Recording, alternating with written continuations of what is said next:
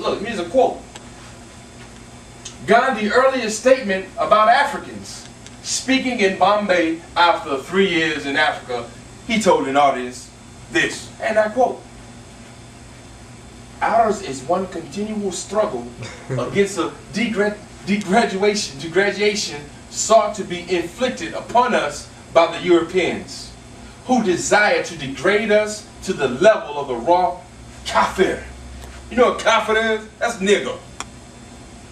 Whose occupation is hunting and whose sole ambition is to collect a certain number of cattle to buy a wife with and then pass his life in indolence and nakedness. That's what he said about our people in Africa. This statement is a verbal catalog of racial indoctrination. Who we talking about? We're talking about this guy right here. They made a movie about him and everything. Now let me show you how deep the rabbit holes go. This guy had a thing called a nonviolent movement, right?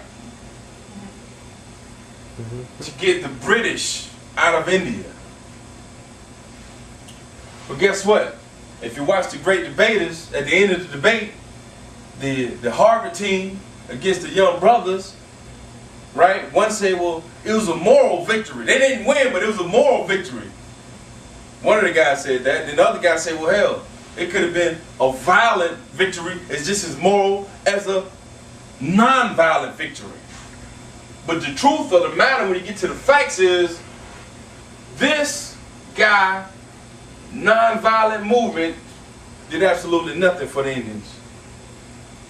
But this guy, how you say his name? Netaji Subhash Chandra Bose, the military guy who came with the violent aspect, got their ass up out of there. But first he had to go to his partner Hitler, and then to the Emperor of Japan. Hitler and Japan. Bose, Gandhi. Okay? These are all connected.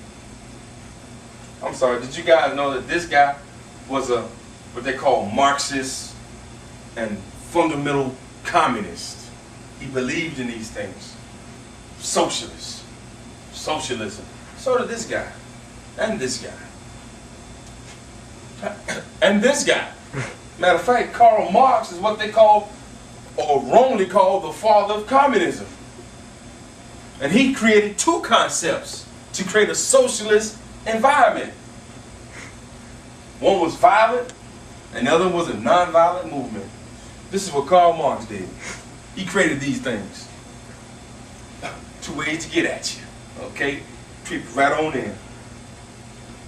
Let's talk about the violent way. The violent way has worked. The French Revolutionary War, 1789. The Communist Revolution in Europe in 1848. The Russian Revolutions in 1905 and 1970. And in India. The violent way.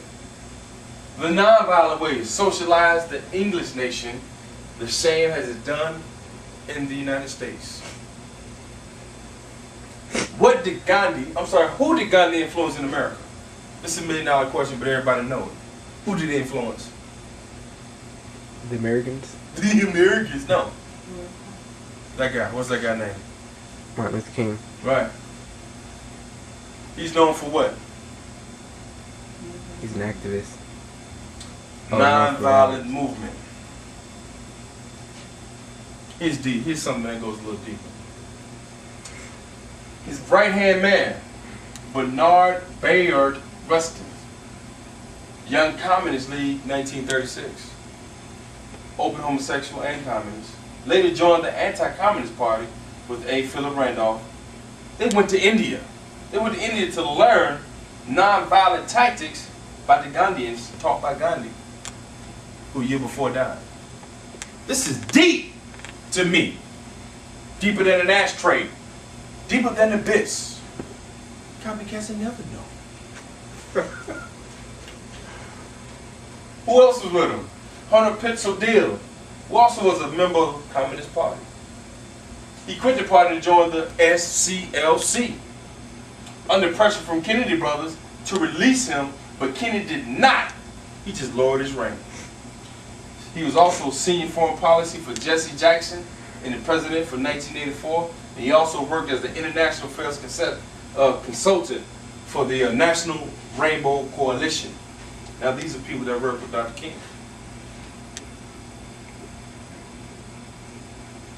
Stanley Levison, speechwriter for Dr. King, senior advisor, joined the Communist Party USA until 1957. He wrote speeches on Vietnam War, Jews, and the love of Israel. He wrote speeches. I don't have a picture of him because I can't find a picture of him. But this guy supposedly wrote the last speech, and then there's another brother that said he wrote the last speech for Dr. King. If you remember, Dr. King in his latest, or in his final moments, as you will, started speaking about Vietnam. Left the civil rights, started speaking about Vietnam. He got speeches where he went to colleges and were talking about being anti-Semitic, how people are anti-Semitic against the Jews. What? Who would influence that? Who influenced those things? Who influenced the violence and nonviolent movement? But what did the civil rights and nonviolent movement do for our community? Now you get to ride in front of the bus. You can go sleep at the people's hotel with them. You can go to their schools now. You can spend money and sit at the counter. So really, the civil rights movement was a huge monetary movement and indoctrination movement of the educational process. Because that's what they fought for, besides the voting. And then we did with the voting, you know that Cecil Rhodes created the CFR, the Council of Foreign Relations, and it's that organization that controls the Democratic and Republican Party. And they tell you in the book. You got to get the book, though. I can't tell you what the book is right now, but it's in the book.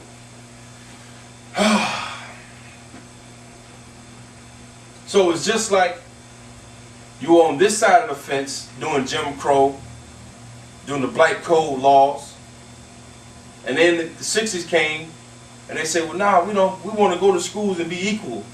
We want to eat at the counters. We won't get tired of getting our food and going on the bus. We don't want to sneak in the back door no more. Well, why not do like Tulsa, Oklahoma, and build your buses, build your hotels, cycle the dollar 180 times before it leaves instead of a second. As soon as you get it, where we going? Bam! Because we don't own anything. But the civil rights, we had everything. We had the Negro League, we had buses, we had the whole nine. But because of that, everything has lost the school system as far as the trickle-down effect, which I don't really want to get into right now. Now, think. Some people have never heard of this, and I'm just saying. The Nation of Islam has been linked to the Black Dragon Society. The Black Panther Party. They consider themselves anti-communist, in rural poverty and oppression, or the oppressed people. If the state owns schools, what's that called? If the state feeds the people, what's that called? If the states take your children, what is that called? Communism, socialism. Which again is a bit and piece of the village or tribal lifestyle.